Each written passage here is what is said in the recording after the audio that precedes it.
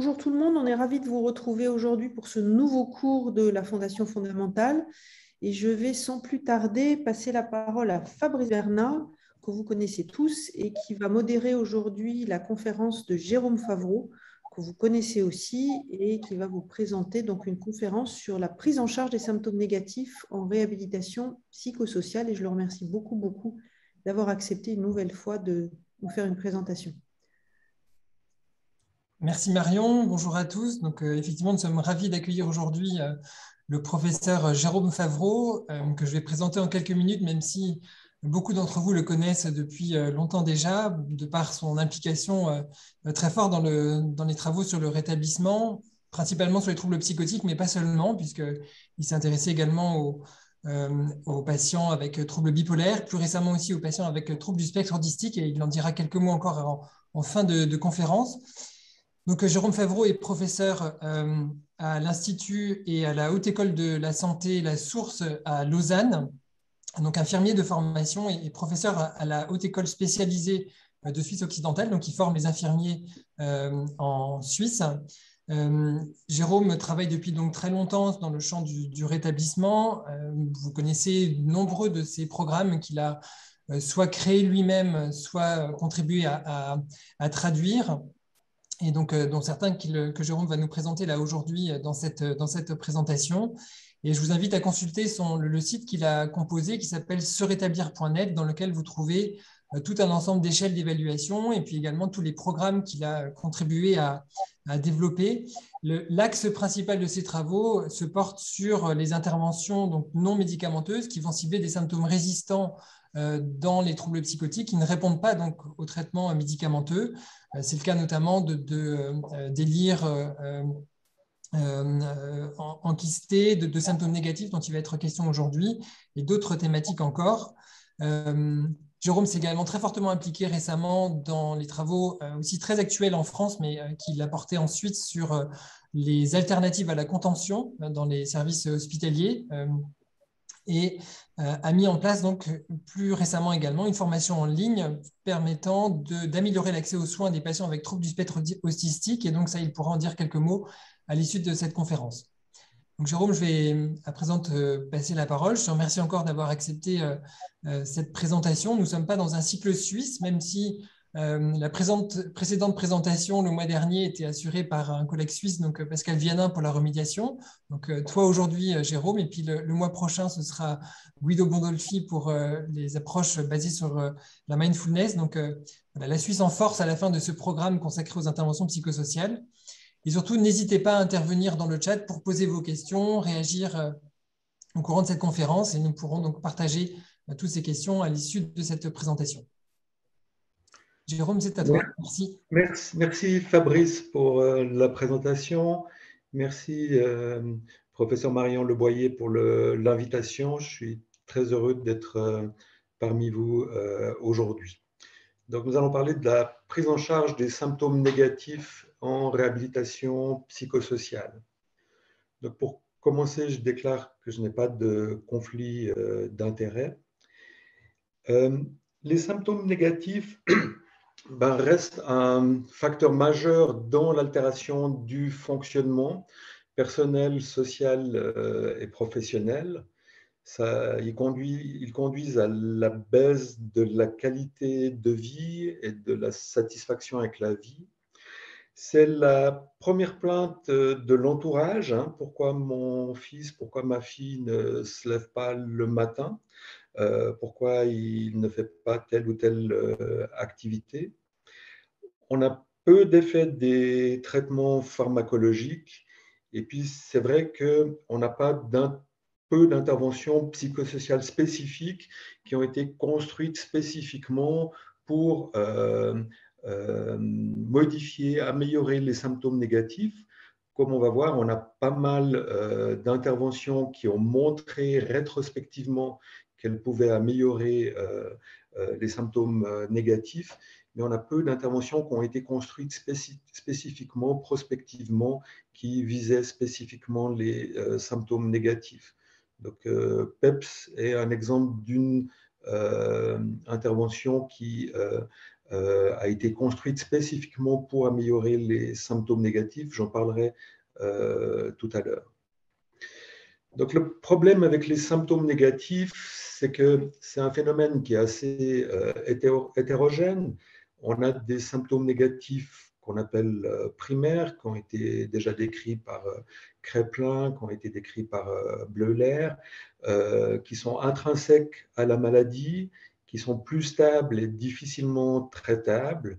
Et ces dernières années, on a cette tendance au niveau de la recherche de distinguer deux grands types de symptômes négatifs, ceux qui sont associés à une réduction de l'expressivité, hein, qui sont l'alogie, le fait de parler peu, ou l'émoussement de l'affect, c'est-à-dire la réduction des capacités expressives, tant au niveau des expressions du visage que du ton de la voix.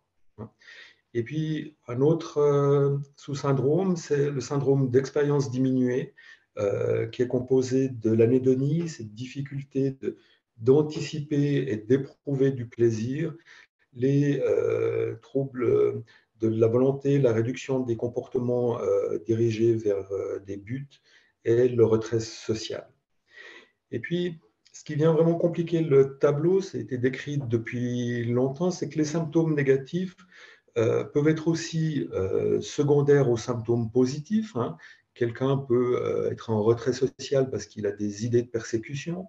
Quelqu'un peut avoir une perte du plaisir parce qu'il est déprimé.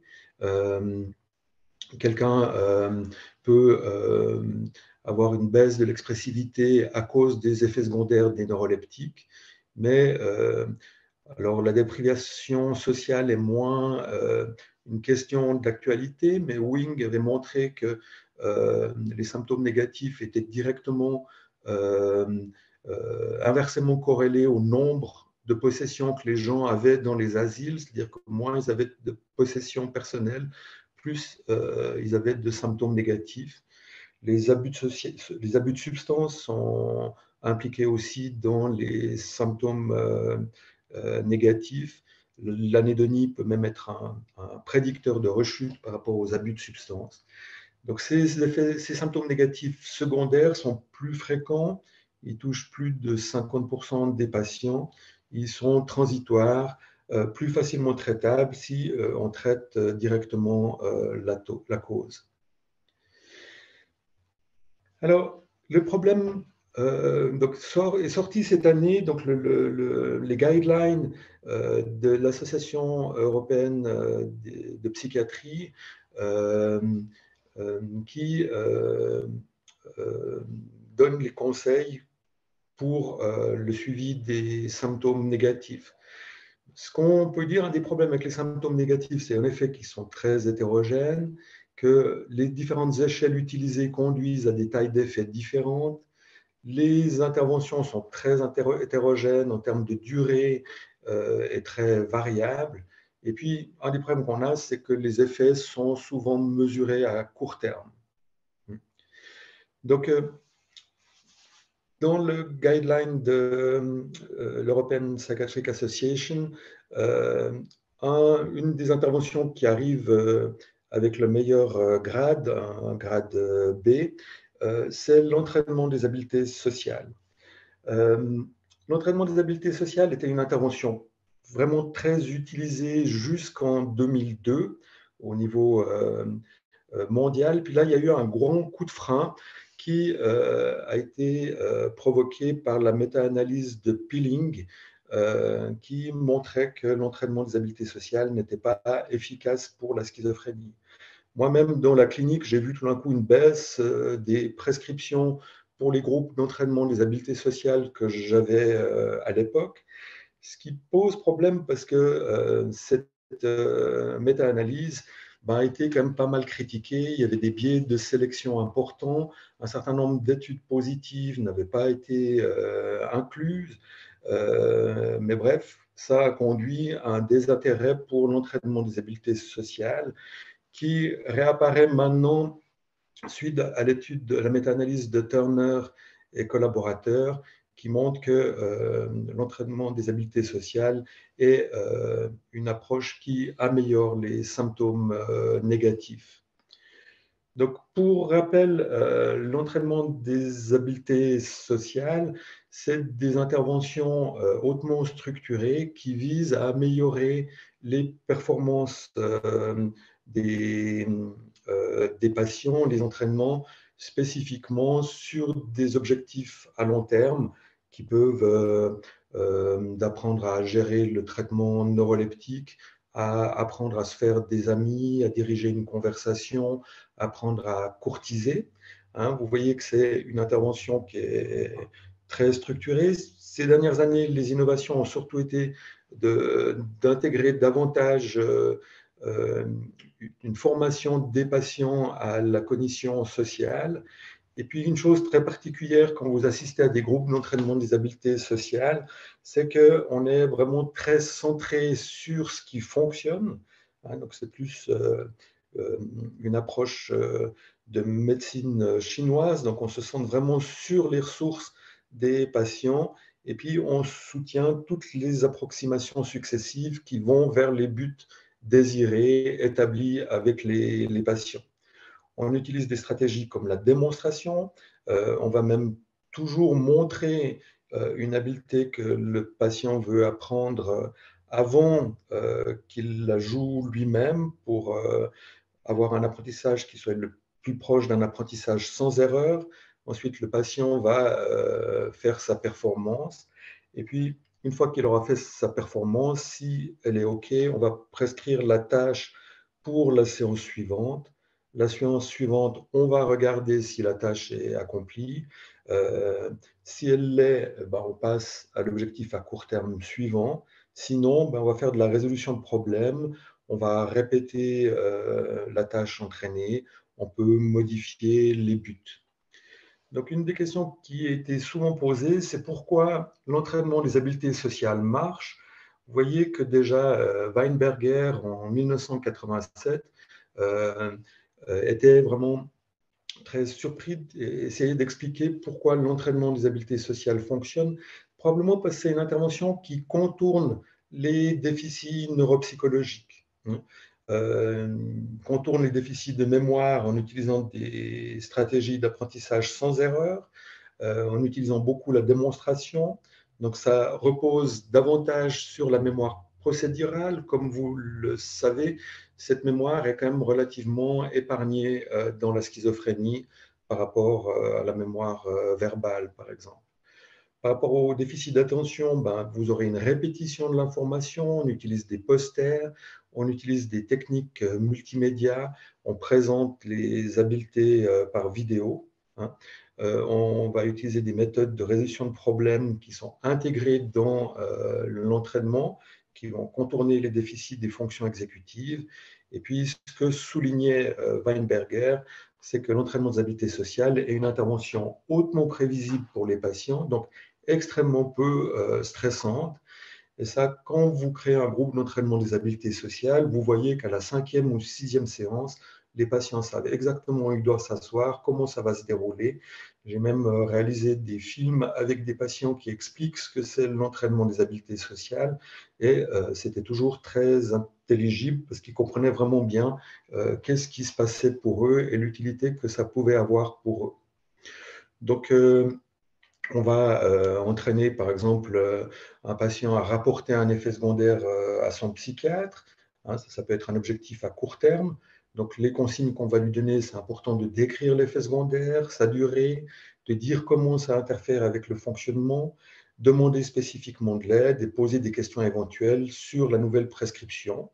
Donc, un exemple qu'on pourrait entraîner pour une patiente. Depuis que vous me prescrivez ce nouveau traitement, j'ai de la difficulté à ressentir du désir dans les rapports sexuels et je crains que ça interfère avec ma relation avec mon compagnon. Pourriez-vous faire quelque chose pour réduire ce problème? Ça va être très difficile pour le psychiatre de ne pas faire quelque chose s'il entend une requête formulée de cette manière.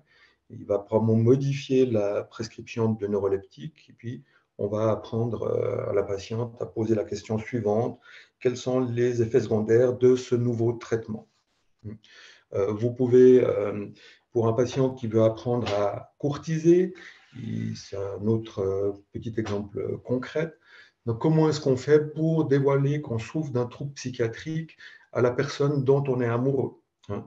Donc, on va donner des conseils comme éviter de parler de son problème psychiatrique avant qu'une relation positive se soit installée. Utilisez l'écoute active et montrez-vous compréhensif quand la personne vous raconte les difficultés qu'elle a elle-même rencontrées dans la vie. Tout le monde a rencontré des difficultés dans sa vie à un moment ou à un autre. Lorsque la personne vous a dévoilé des informations sur un moment difficile de sa vie, profitez-en pour dire que vous la comprenez, car vous-même avez vous aussi eu des moments difficiles dans votre propre vie. Lorsque vous parlez de votre trouble, évitez de le décrire d'une façon qui pourrait provoquer le rejet ou vous dévaloriser. N'utilisez pas le vocabulaire médical, mais le langage courant et décrivez le contexte dans lequel le problème est survenu plutôt que les symptômes de la maladie.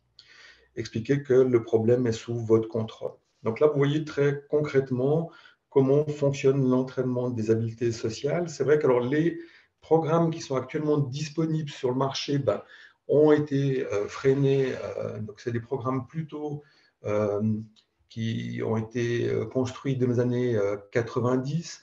Il y a un gros travail de rattrapage à faire pour l'actualiser aux patients des nouvelles générations. Si vous ne voulez pas montrer des vidéos où on voit encore des téléphones avec des cadrans qui tournent ou des ordinateurs avec des écrans d'une profondeur de 50 cm.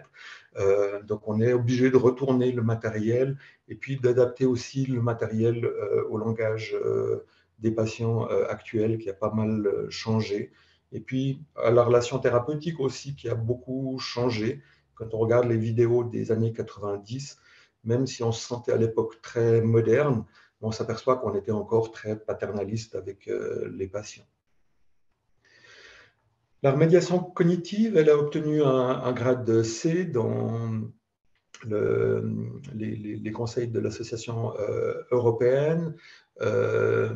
Ça concerne un large éventail d'interventions qui vont de l'entraînement des différentes fonctions cognitives, du développement de stratégies compensatrices.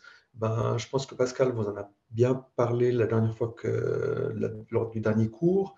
Ce qu'on sait pour la remédiation cognitive, c'est qu'elle est beaucoup plus puissante si elle est combinée avec le soutien à l'emploi ou la pratique des habiletés enseignées dans la vie quotidienne.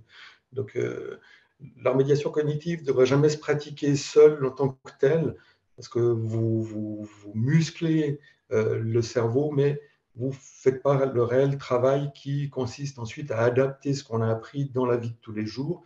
Et la remédiation cognitive, elle va améliorer la capacité d'apprendre des patients, mais il va falloir toujours leur apprendre les choses pour lesquelles ils ou elles ont développé du retard au moment de l'arrivée de la maladie. L'exercice est aussi avec un grade C, donc ça c'est important. Donc, il y a peu d'études qui se sont centrées sur les symptômes négatifs, mais elle a été mise quand même dans les guidelines pour aussi améliorer la santé physique des patients.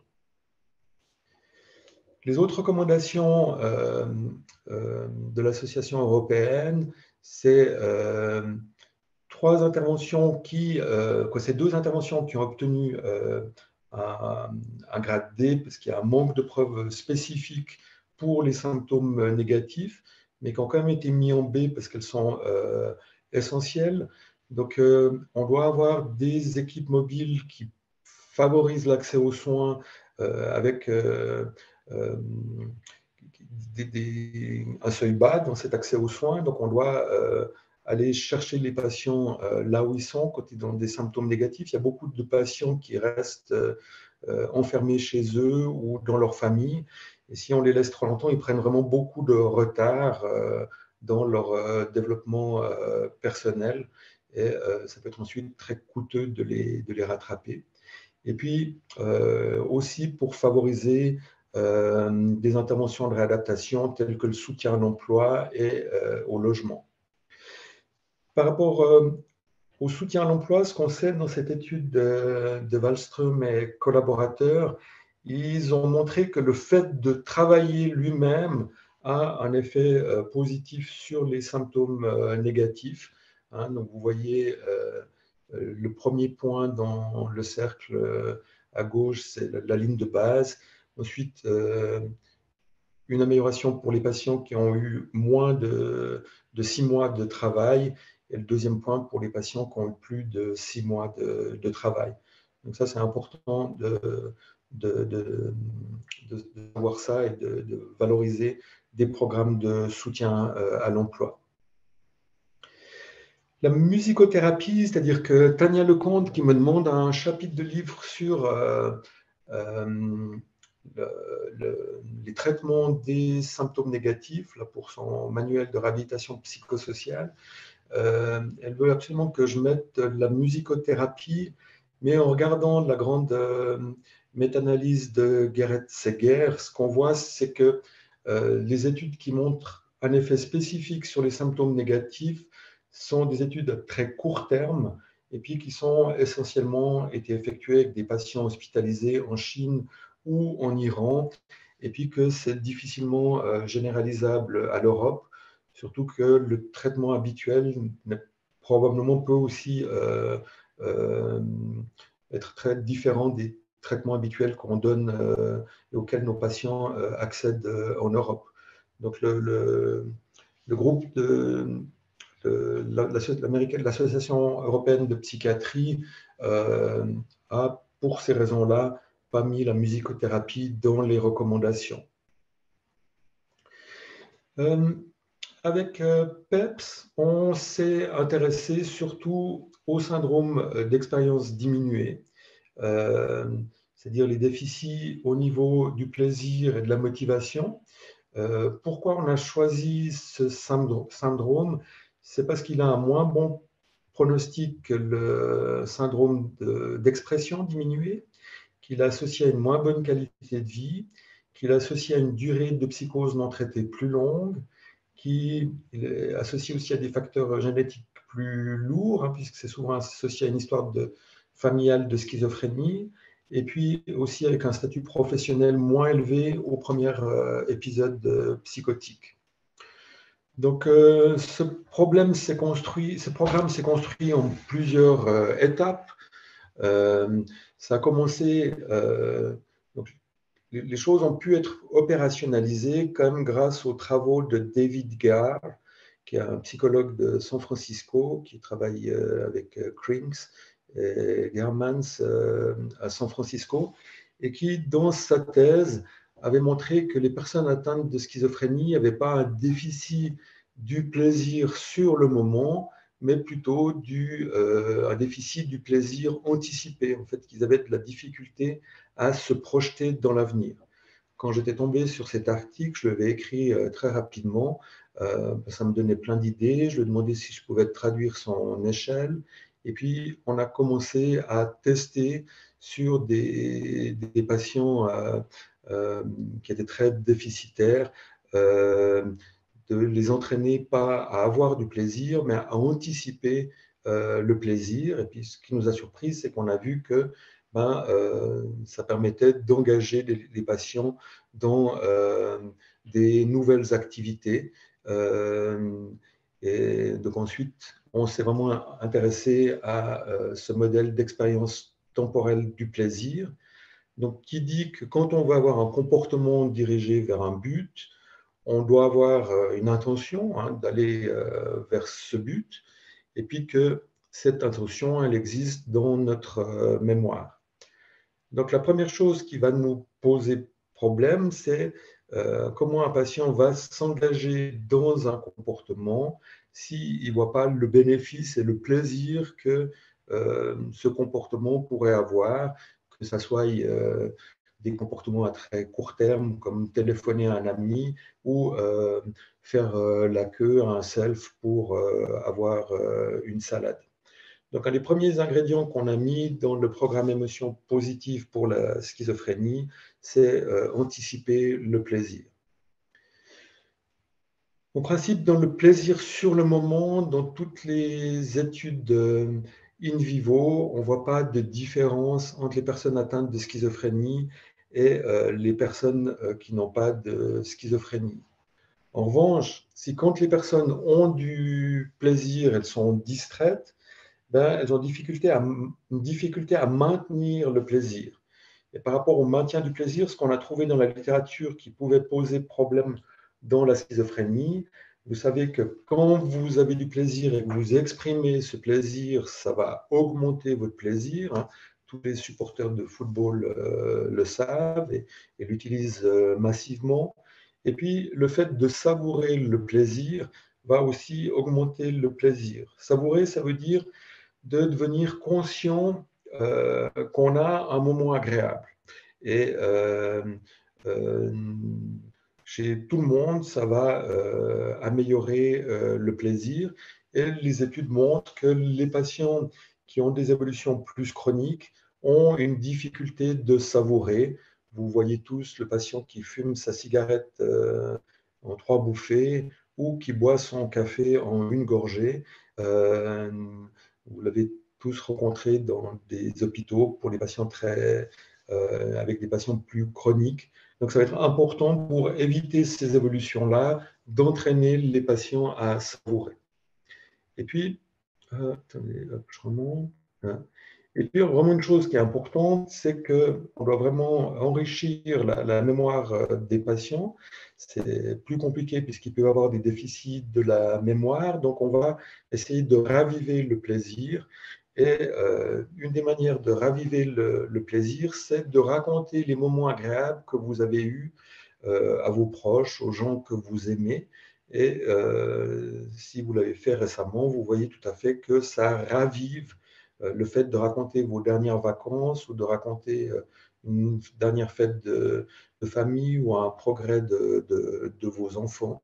Ça aura tendance à vous faire revivre le plaisir que vous avez eu au moment où vous avez vécu cette expérience. Donc, dans PEPS, on a aussi ajouté par rapport à l'activation d'une intention, une intervention sur les croyances défaitistes. Donc, les croyances défaitistes, c'est ce qui arrive à des patients qui ont eu beaucoup d'échecs dans leur vie. C'est qu'au bout d'un moment, ils ne prennent plus aucun risque parce que ça devient trop dangereux de prendre un risque puisque ça aboutit à l'échec. Et puis, bien sûr que on pourrait, le programme peut tout à fait être utilisé avec un programme d'entraînement des habiletés sociales et avec une adaptation du traitement neuroleptique si on voit des difficultés à éprouver du plaisir ou à anticiper le plaisir lié au traitement neuroleptique. C'est mieux de démontrer avec les anciens neuroleptiques qu'avec les nouveaux, mais on peut en tout cas imaginer que le traitement neuroleptique en soi a un effet sur la saillance des événements, hein, puisque c'est ça que… donc, si les stimuli agréables sont moins saillants, on peut imaginer que les patients peuvent avoir de la difficulté à les prendre en compte. Donc, PEPS va entraîner ces différentes habiletés avec 2 héros, Jill et Jack, qui sont les Jill et Jack donc c'est un petit clin d'œil à Ronald Lang, qui était ma grande lecture de mon adolescence et qui a toujours un Jill et un Jack. Donc on les a fait revivre. Ronald Lang, c'est un antipsychiatre des années 60, 70, mais qui est aussi un grand poète, un grand spécialiste de la relation interpersonnelle. On a ajouté des stratégies pour mettre les patients en état de savourer, d'anticiper le plaisir. Donc, on utilise plutôt les stratégies qui viennent de la cohérence cardiaque, comme la crise de calme, la prière de sollicitude. Mais on a toujours regardé dans les groupes que les patients développent des variations, parce que vous savez que les stratégies de relaxation, elles sont efficaces si elles intègrent le répertoire du patient. Parce que autrement, s'ils ne la pratiquent pas, donc les patients pouvaient eux-mêmes et sont très vite impliqués dans la création de nouveaux exercices. Et puis, des interventions dans chaque séance de PEPS, on va avoir un petit exercice pour modifier les croyances défaitistes. Donc actuellement, PEPS, dans la dernière version, a 8 séances. Il est téléchargeable gratuitement. Donc, il a été construit avec Alexandra Nguyen, qui est une pédagogue qui a vraiment joué un rôle extrêmement important au niveau parce qu'on a peu de... En diabétologie, c'est assez fréquent d'avoir des programmes d'éducation pour les patients qui ont un diabète qui a été construit avec des pédagogues et des cliniciens. En psychiatrie, on en a peu, donc je pense que c'est une des forces de PEPS, c'est qu'il a été construit à la fois par une pédagogue et un clinicien. Une des particularités aussi pour activer les patients, c'est que les animateurs participent comme les participants aux différents exercices. Donc, ils deviennent des modèles et donc ils vont partager leur expérience avec les patients du groupe parce qu'ils vont faire des exercices, ils vont devoir raconter une expérience agréable qu'ils ont eue, par exemple, le week-end dernier. Ils peuvent raconter une expérience agréable qu'ils ont eue dans la matinée. Donc, une des idées qu'on avait là-dedans, c'était d'avoir des modèles in vivo qui montrent comment ils font pour partager les moments agréables, pour enseigner un vocabulaire autour de vivre des expériences agréables. Et on s'est dit que ça allait promouvoir l'implication des participants. Donc, on aura un volet de nos études qui vont porter là-dessus. Donc, PEPS, c'est une journée de formation pour les animateurs. Et puis, vraiment, c'est une intervention qui est vraiment basée sur le partenariat et la relation collaborative. Donc, chaque habileté enseignée est enseignée avec le modèle de l'apprentissage expérientiel de Kolb, qui dit que l'adulte qui apprend passe en fait par 4 grandes activités d'apprentissage qui sont vivre l'expérience, ensuite d'être capable de raconter, de décrire cette expérience, donc de commencer à la mentaliser, qu'ensuite il peut la théoriser, et puis ensuite que vraiment cet apprentissage va se généraliser à travers l'expérimentation active. Donc on sait que tout le monde utilise ces 4 grandes activités d'apprentissage, mais certaines personnes vont davantage profiter d'une de ces stratégies. Les gens ont généralement 1 à 2 stratégies préférentielles. Donc chaque fois, on a les 4 stratégies pour chaque habileté qu'on enseigne. Et sur les diapositives qui sont utilisées pour PEPS, vous avez chaque fois un petit logo qui vous indique dans quelle stratégie d'apprentissage vous êtes. Et ça, c'est vraiment intéressant pour les animateurs parce que vous allez pouvoir observer qui sont les participants qui réagissent à la diapositive. Ça va être les patients qui s'identifient à telle ou telle stratégie d'apprentissage. Donc là, je vais vous donner quelques résultats. Donc, notre outcome principal a toujours été le syndrome d'expérience diminuée. On a utilisé la SANS pour mesurer les symptômes. Les symptômes négatifs secondaires ont généralement été évalués avec la Calgary Depression Scale. On a utilisé la Simpson-Angus Scale pour les effets secondaires extrapyramidaux et les échelles de la PSIRAT pour les symptômes psychotiques. Les participants aux études, ça c'est quelque chose à quoi je tiens beaucoup dans mes études, c'est que on évalue toujours la capacité à consentir des participants avec la San Diego Brief Assessment de la capacité à consentir. Et puis des pairs praticiens en santé mentale, c'est-à-dire vous les appelez, je crois, médiateurs de santé pairs, et des patients ont toujours été impliqués dans les différentes études de la conception à la réalisation.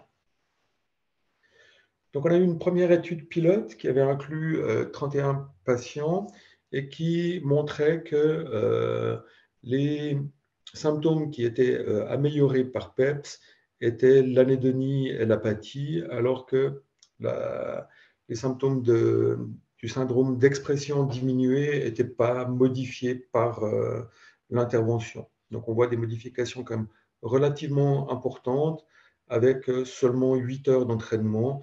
8 heures d'entraînement, ce n'est pas énorme. C'est beaucoup moins que pour apprendre à danser le tango ou le cha-cha-cha. Donc, c'est quelque chose d'intéressant. Dans l'étude expérimentale, on a comparé à PEPS plus le traitement habituel contre le traitement habituel seulement, puisqu'on voit, c'est qu'on a un effet important toujours sur notre score composite de réduction de l'expérience, donc qui mesure l'apathie et l'anédonie sur la SANS. Et puis, on a eu cette étude sur le terrain qu'on a fait en collaboration avec 3 centres experts de votre fondation, avec ici des patients plus jeunes. Dans les précédentes études, on a des patients avec une moyenne d'âge de 40 ans. Ça, c'est une étude avec une moyenne d'âge de 30 ans, où on voit, mais cette fois, alors, on a une amélioration à la fois du syndrome d'expérience diminuée, mais on a aussi une amélioration significative du score composite du syndrome d'expression diminuée. Donc, on peut imaginer que PEP, ça peut être plus d'avantages même avec des patients plus jeunes. Au niveau de la participation, donc on a filmé et transcrit de manière multimodale 23 séances de PEPS, de groupe, et donc on a fait de l'analyse interactionnelle sur ces séquences. On a sélectionné des séquences où les professionnels partageaient leur expérience au sujet des exercices PEPS et de leurs émotions personnelles. Et on voyait que ça augmentait la participation et le partage d'expériences et des émotions chez les patients. Ce qu'on voyait aussi, c'est que quand les professionnels partageaient leurs difficultés durant les exercices, ils disaient, voilà, je n'ai pas bien réussi cet exercice parce que j'ai été distrait ou je n'ai pas réussi. On voyait des bascules de place dans les positions épistémiques dans la relation thérapeutique. Donc, et on était plus d'une relation asymétrique à une relation plus symétrique, où des patients venaient donner des conseils aux professionnels sur comment ils pouvaient faire pour réussir l'exercice la fois suivante. Et ça, c'était particulièrement intéressant parce que là, vous voyez une bascule qui est vraiment très intéressante pour des personnes qui ont des symptômes négatifs et qui sont peu actifs. Donc, on est en train de travailler sur... on a fait beaucoup d'analyses de situations emblématiques. On est en train de travailler sur la rédaction d'articles qu'on va soumettre prochainement par rapport à ça. On a développé maintenant IPEPS, qui est une formation en ligne qui est composée de 3 modules de e-learning. Donc c'est essentiellement par vidéo. Donc vous voyez l'animation de groupe. Donc il y a 3 modules. Un module sur l'introduction à PEPS, un module sur l'accompagnement pédagogique qui peut être utilisé indépendamment si vous voulez utiliser le modèle de Kolb avec d'autres patients ou dans d'autres situations ou avec vos étudiants. Et puis un module sur la relation partenariale et l'usage du dévoilement de soi pour construire une relation plus symétrique. Donc là, je suis en train de soumettre l'article où 101 professionnels donc, ont terminé cette formation de 8h30. À la fin de la formation, 90% des professionnels estiment se sentir capables d'animer PEPS sur leur place de travail. La formation est gratuite. Vous allez sur le lien ipeps.ch et vous vous inscrivez et vous avez accès gratuitement à la formation. On a actuellement en ligne une version italienne. Les Italiens sont très très forts. Ils ont un groupe très puissant au niveau des interventions psychosociales pour les symptômes négatifs, mais aussi pour les symptômes positifs. Donc la Société italienne de psychiatrie sociale qui est très rapide dans la traduction. On a aussi une version albanaise qui est liée à nos contacts avec le Kosovo. La Suisse et le Kosovo sont très étroitement liés. On a une version anglaise qui est en cours de finition. Donc, ce qu'on peut dire sur PEP, c'est que PEP, c'est une intervention spécifique, brève, facile à utiliser, disponible gratuitement, qui vise à améliorer le plaisir et la motivation dans la schizophrénie. Ça paraît être une intervention qui est efficace pour réduire les symptômes négatifs de la schizophrénie, peut être utilisée comme traitement complémentaire à d'autres interventions psychosociales, sans présenter d'effets secondaires, sauf pour les patients âgés. On voit que les patients âgés répondent moins bien. Des réplications sont nécessaires dans d'autres contextes. La formation en ligne semble efficace. Tous les articles scientifiques ont été publiés en open access. Participation des patients et des pairs praticiens au projet. On a matériel et une formation qui est en libre accès. On a des traductions italiennes, albanaises et bientôt anglaises. PEPS Partout est bientôt disponible.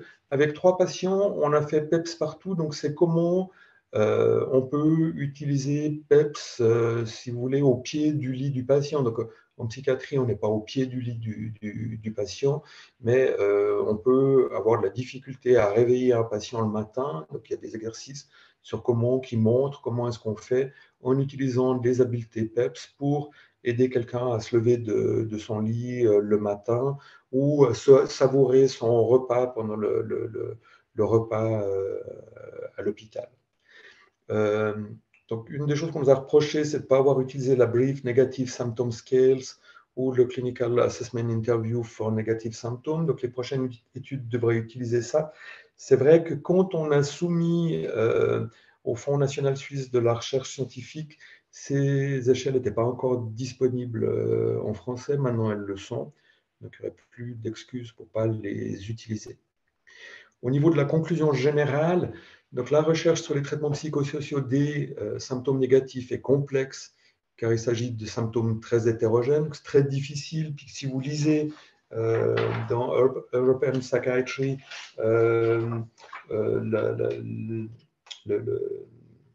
les recommandations de l'association des psychiatriques européens, c'était vraiment une grosse difficulté qu'ils ont eue pour faire des choix.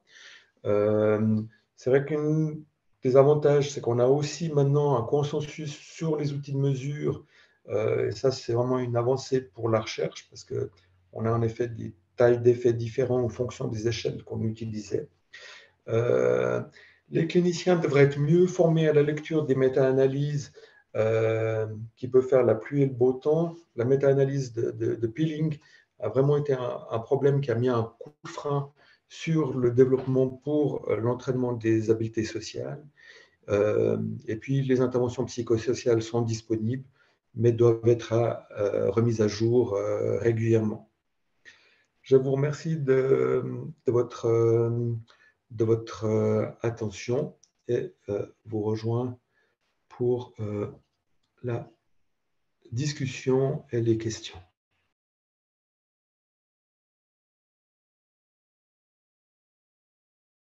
Je veux te remercier encore infiniment pour cette présentation passionnante, très complète et très stimulante. Tu as fait une présentation de différents programmes en concluant sur PEPS, en montrant tout un ensemble de points forts de ce programme. Il y en a un que je n'ai pas trouvé chez toi, mais c'est simplement que les patients adorent ce programme et font des retours vraiment très, très positifs. Donc, c'est un programme qui cible la dimension hédonique, mais qui le contient par le fait même des ingrédients qui l'amènent à travailler. Donc, il y a eu quelques questions dans le chat que je vais pouvoir te lire, plusieurs commentaires très positifs et des remerciements. La première que j'avais envie de te poser, c'est que tu as bien présenté au départ la distinction qu'on fait classiquement dans les symptômes négatifs entre la dimension plus expressive et la dimension de l'expérience. Ce que tu montres, c'est que le programme PEPS cible principalement la dimension de l'expérience, mais avec des effets sur l'expression dans cette étude, et puis également au travers des interactions qu'on peut voir entre les patients dans le groupe. Est-ce qu'il y a un volet ou des éléments dans le programme qui ciblent la dimension expression, justement, où on entraîne les patients à... Alors, il y a de toute façon une séance où on apprend aux patients à augmenter l'expression comportementale. C'est la séance 3, qui est souvent dans le cours de PEPS une séance bascule, hein. C'est-à-dire que dans tous les groupes que j'ai supervisés ou tous les groupes que j'ai animés, puisque c'est une séance où on est debout, hein, et puis on doit exprimer, augmenter l'expression des émotions par des comportements, hein, ce qui va ensuite généralement faire que les patients vont beaucoup plus s'impliquer dans PEPS. Donc il y a cette séance-là pour montrer que si on exprime comportementalement le plaisir, ça va augmenter le plaisir, comme les fans de concerts vont, pendant le concert, lever les bras au ciel, crier, manifester leur joie, sauter, danser, pour augmenter le plaisir du concert. Donc ça, c'est une des choses qui fait partie, en effet, du programme, puis qui est pas mal prise par les patients. C'est la chose qui est la plus difficile à faire, parce que vous avez, si tu veux, tu as certains soignants qui ont de la peine à utiliser ça. Donc, c'est bien d'animer PEPS à 2 ou un soignant qui a plus l'habitude des activités d'expression corporelle ou de sportive, qui sont des gens qui sont plus à l'aise avec l'expression comportementale que des gens qui sont très centrés sur la psychothérapie très traditionnelle, qui sont plutôt tendance un peu plus inhibés, par exemple, par rapport à ça. Très bien, merci. Donc, une question qui nous vient des auditeurs, et notamment d'Anazinetti Berti, que tu connais, qui a animé de nombreuses séances PEPS, et qui posait la question donc, il y a une séance qui est consacrée aux pensées parasites qui peuvent justement altérer cette expérience du plaisir. Qu'est-ce qu'il en est dans ton expérience d'effets parasites liés, par exemple, à des symptômes ou à des inconforts physiques, des douleurs physiques qui peuvent aussi altérer potentiellement cette dimension hédonique sans que ça ait de lien directement avec des croyances défaitistes? Est-ce que c'est quelque chose que tu rencontres? Est-ce qu'il y a... C'est sûr qu'en des syndromes douloureux, c'est compliqué. Et le traitement des syndromes douloureux en psychiatrie est une des choses extrêmement difficiles. Il y a quelques années, l'assurance invalidité, je pense que ça correspond à ce qu'on appelle l'AH en France, voulait retirer l'invalidité aux personnes qui avaient des syndromes douloureux. Ça a été une catastrophe, parce que c'est vraiment très difficile de les engager dans des activités. Donc là, il faudrait combiner avec des interventions sur les syndromes douloureux. Alors, on va utiliser dans les syndromes douloureux, si ça ne répond pas aux médicaments, puis souvent les patients veulent réduire leurs médicaments parce que les médicaments sont invalidants en soi, suivant quel type d'antidouleur on utilise, on va utiliser plutôt des thérapies qui utilisent la méditation, la relaxation, l'exercice pour faire ça. Mais en effet, je pense que ça peut être très distrayant du fait d'avoir du plaisir, mais comme souvent, c'est en essayant de ressentir du plaisir, puis en se centrant sur d'autres sensations qu'on peut réduire le syndrome douloureux. Mais ça demande, en effet, c'est des syndromes très compliqués à traiter. Ouais. Mais je comprends alors que ça peut… Ce qu'on voit aussi, là, je travaille avec des ateliers protégés à développer une version LADEB pour les ateliers protégés. Hein, donc, Et l'ADEB, tu peux préciser pour ceux qui ne sont pas familiers avec cette échelle? LADEB, c'est les échelles lausannoises d'évaluation des difficultés et des besoins, qui est une échelle qui a été construite dans le cadre d'approche dans le modèle du rétablissement pour donner la parole aux patients sur quelles sont les portes d'entrée, c'est-à-dire comment eux voient leurs difficultés et leurs besoins. Parce qu'avant, si on veut, dans le modèle du rétablissement, on privilégie les connaissances du patient, une relation plus partenariale, et puis on essaye de donner la parole aux patients. Et puis l'ADEB est un outil qui a permis de faire ce shift, de faire ce changement, en tout cas en Suisse romande, parce que encore en 2000, les professionnels croyaient que eux savaient quels étaient les problèmes des patients et leurs besoins. Et puis, en utilisant l'ADEB, ils ont vu que les patients avaient des visions différentes d'eux. Et puis, petit à petit, les professionnels ont appris que s'ils savaient quelle était la vision du patient, ça leur permettait d'avoir des portes d'entrée pour engager le patient dans la relation thérapeutique. Donc là, on essaye de faire un LADEB pour les ateliers protégés. Puis quand on construisait les items, donc j'avais fait c'était une journée où j'avais plein de moniteurs d'ateliers, et puis je leur faisais travailler sur quels seraient les items. Et puis, alors, contrairement à tout ce que j'avais pensé, le problème des problèmes physiques était vraiment un item clé pour la construction de cet LADEB pour atelier. Tous les gens qui recevaient des nouveaux patients disaient que souvent, les gens, en plus de limitations liées à leurs troubles psychiatriques, avaient des limitations physiques liées à des douleurs, liées à Donc, c'est une des choses sur lesquelles il faut qu'on développe de la compétence. Ouais. Peut-être un module annexe encore à PEPS dans une version ultérieure qui intégrerait un petit peu ces autres… Oui, c'est-à-dire qu'en Suisse, on valorise beaucoup la fonction professionnelle. Le travail est très, très important. On travaille encore 42 heures par semaine. Et c'est vrai que on sait que si on mène nos patients au travail, on réduit beaucoup les coûts de la schizophrénie qui restent encore très élevés, quoi. Alors, l'heure avance et j'aimerais pour tous les centres experts qui travaillent dans les troubles du spectre autistique aussi pouvoir te faire parler un petit peu de ce programme que tu as développé donc, tout récemment sur l'amélioration de l'accès aux soins. Je pense que ça intéressera beaucoup les auditeurs qui travaillent dans ces centres.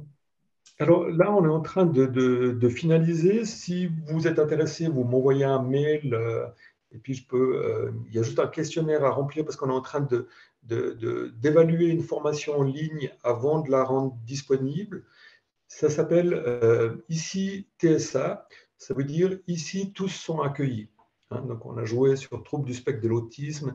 Et donc il y a une formation qui est destinée pour les assistantes médicales, les secrétaires des généralistes, pour augmenter et favoriser l'accès aux soins de base et aux soins de première ligne pour les personnes qui ont un trouble du spectre de l'autisme avec ou sans déficience intellectuelle.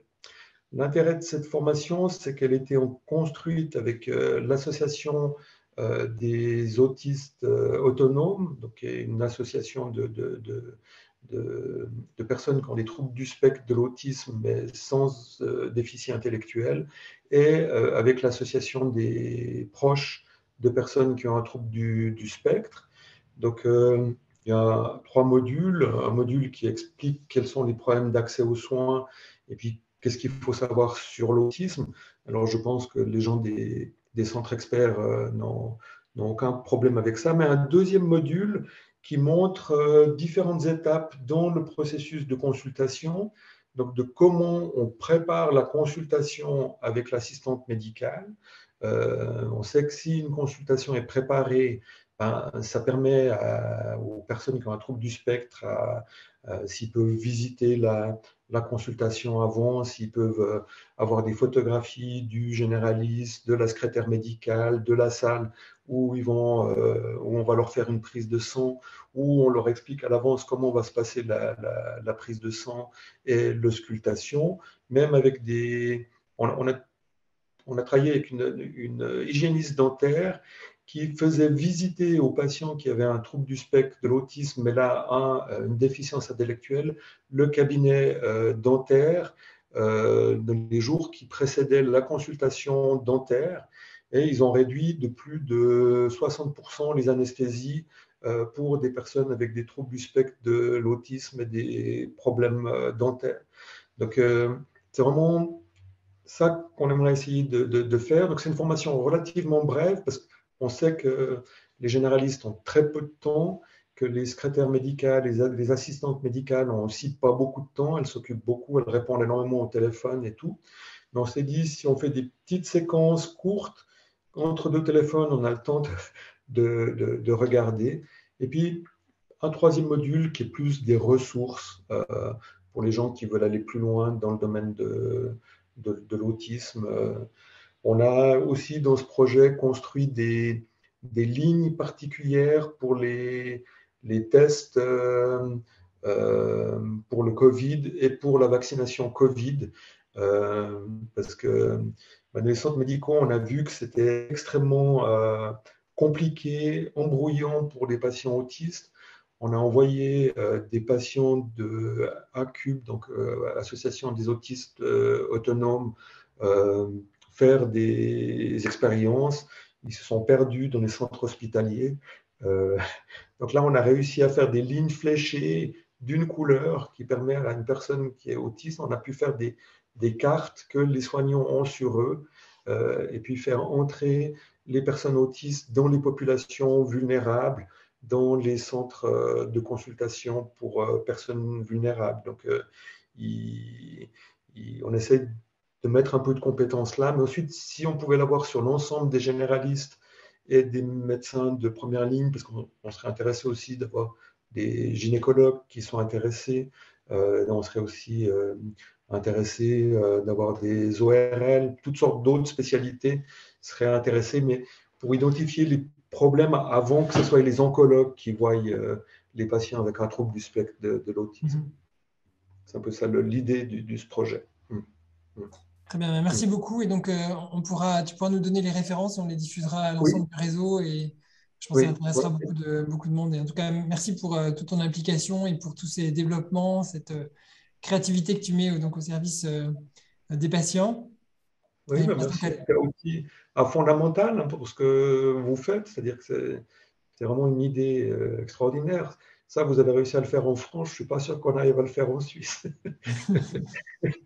Il y a une branche fondamentale en Suisse. Oui, mais bon, je sais que ce n'est pas tout simple.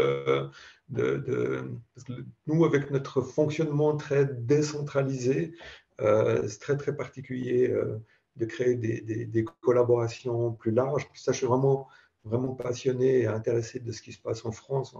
On a vraiment de la graine à prendre de votre fondation, en tout cas. Bien, merci beaucoup à toi.